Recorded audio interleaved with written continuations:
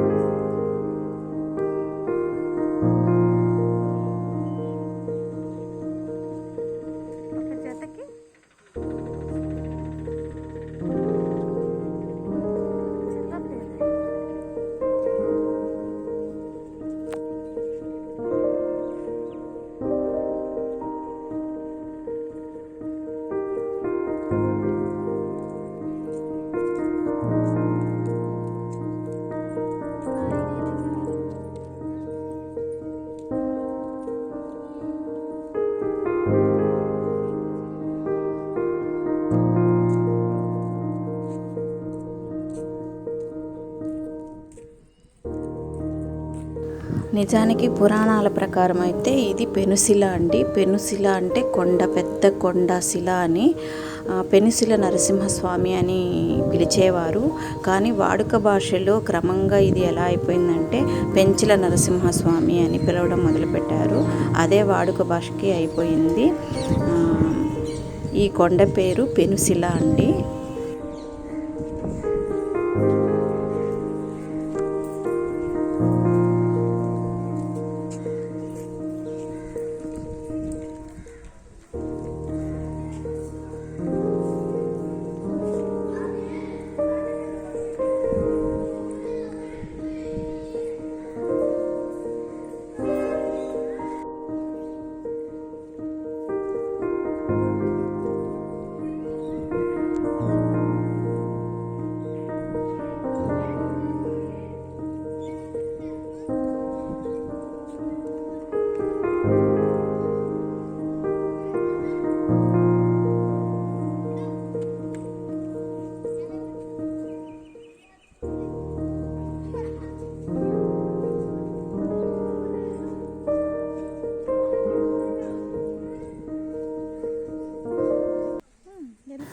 ఇది main temple అండి. లోపలికి వెళ్తున్నాము ఇప్పుడు.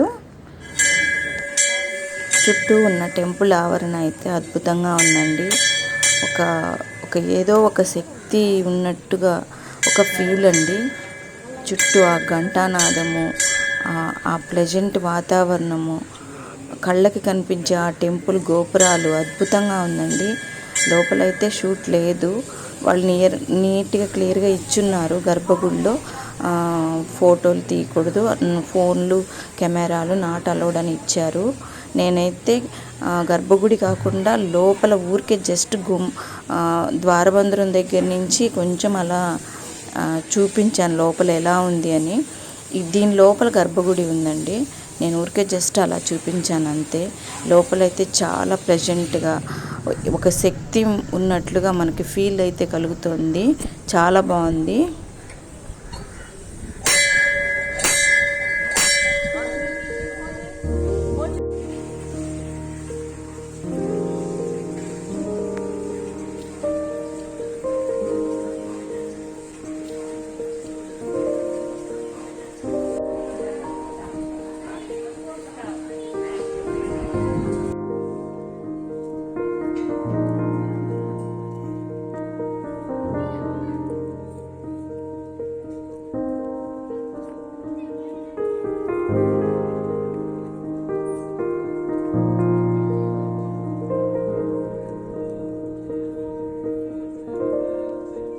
ఈ పక్కన ఉన్నది హనుమాన్ టెంపుల్ అండి, చాలా బాగుంటుంది.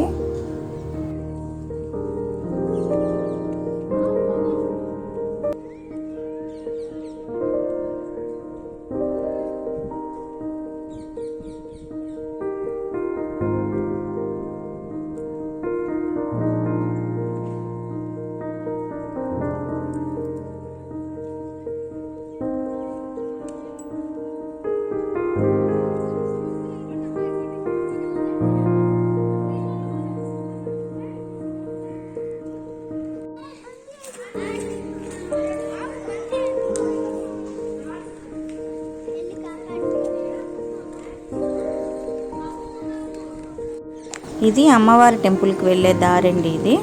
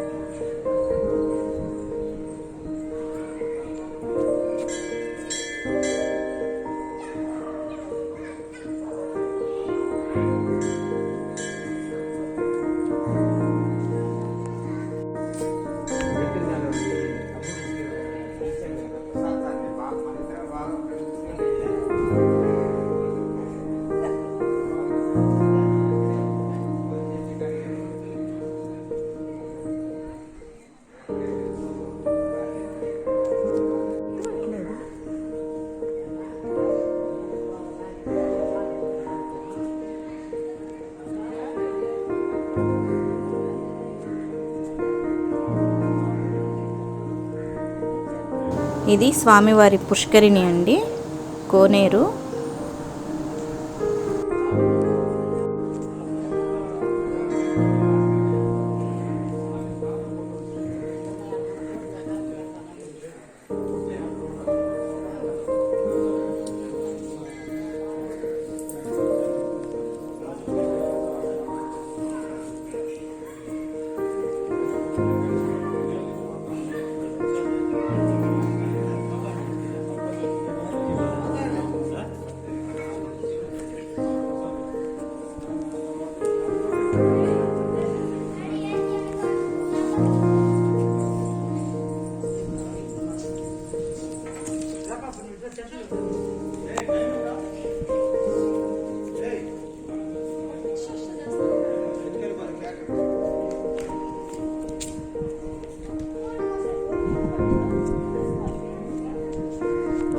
అక్కడ డాబా మీద ఒక అతను ఎండబెడుతున్నాడండి కొబ్బరి చిప్పలు. అవి స్వామివారికి వచ్చిన కొబ్బరి చిప్పలన్నీ అక్కడ ఎండబెడుతున్నాడు.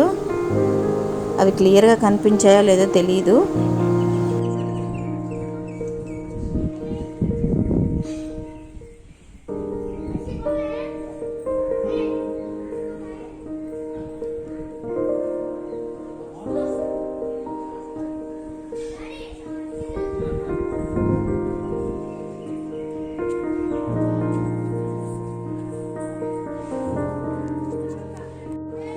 చూడండి వెనక అమ్మవారి టెంపుల్, ఆది మహాలక్ష్మి అమ్మవారి టెంపుల్ అది. ఇక్కడైతే క్లైమేట్ చాలా చల్లగా ప్రశాంతంగా చాలా బాగుందండి. అద్భుతమైన వ్యూ అయితే చాలా బాగుంది. ఈ స్థల పురాణం ప్రకారము ఏం చెప్తుందంటే ప్రహ్లాదుడిని కాపాడడానికి ఎత్తిన నరసింహ అవతారాల్లో చత్రవట అవతారము ఇది 8వ అవతారం అండి. ఈ 9 అవతారాల్లో నవనరసింహ అవతారాలలో 8వది చత్రవట అవతారము. ఇది ఇక్కడ అవతారము చత్రవట అవతారం అని చెప్పారు. దీన్ని ఋషులు ఇక్కడ నెలకొల్పారండి. ఇక్కడ స్వామివారిని ప్రతిష్ఠించారు, ఋషులు ప్రతిష్ఠించారు. కానీ స్వామివారి భార్య చెంచులక్ష్మి, నరసింహస్వామి భార్య. కానీ ఇక్కడ ఉన్న అమ్మవారు ఆదిలక్ష్మి అవతారంలో మనకి దర్శనమిస్తుంది. చాలా అద్భుతమైన చరిత్ర అండి ఇది. ఇది స్వామివారి కోనేరండి, పుష్కరిణి. ఇక్కడైతే ఇప్పుడు ప్రజెంట్ అయితే వాటర్ లేదు. నీట్గా చూడండి, గోపురము ఏదైనా ఉత్సవాలు అలా జరిగినప్పుడు, బ్రహ్మోత్సవాలు అలా జరిగినప్పుడు ఇక్కడ స్వామివారిని కోనేరు సెంటర్లో గోపురంలా ఉంది కదా, అక్కడ నెలకొల్పి పూజలు అవి చేస్తారు. చాలా బాగా జరుగుతుంది, చాలా అద్భుతంగా జరుగుతాయండి. మామూలుగా అయితే మే నెలలో మే 5, 6 తేదీల్లో అలా వస్తుంది బ్రహ్మోత్సవాలు, అప్పుడు స్టార్ట్ అవుతాయి.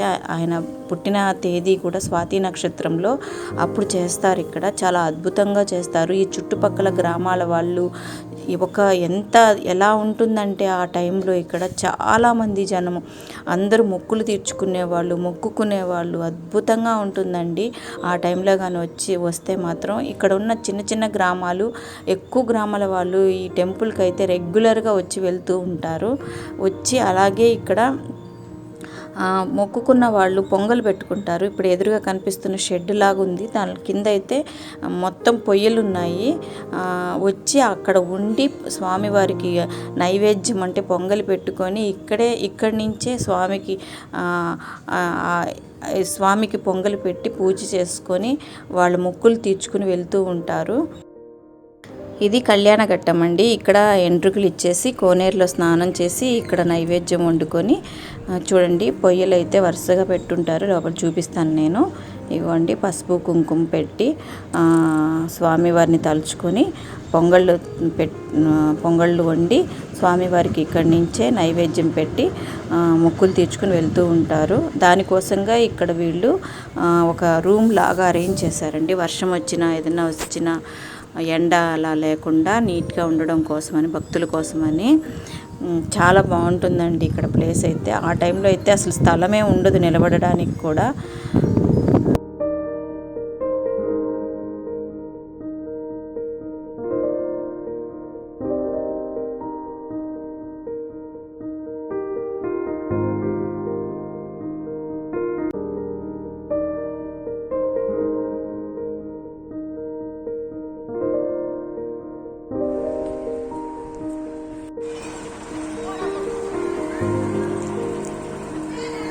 ఇక్కడ గోశాల కూడా ఉందండి. ఎన్నో గోవులు ఈ టెంపుల్ సంరక్షణలో ఉన్నాయి.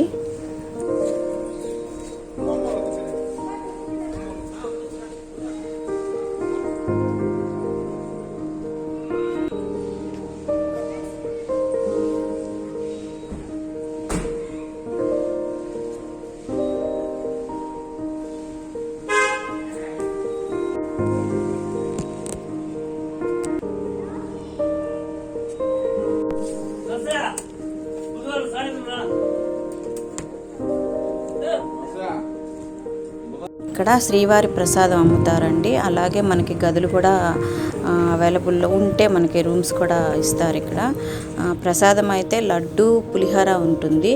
పులిహోర అయితే మనం త్వరగా వెళ్తే తీసుకోవచ్చు, లేట్ అయితే అయిపోతుంది.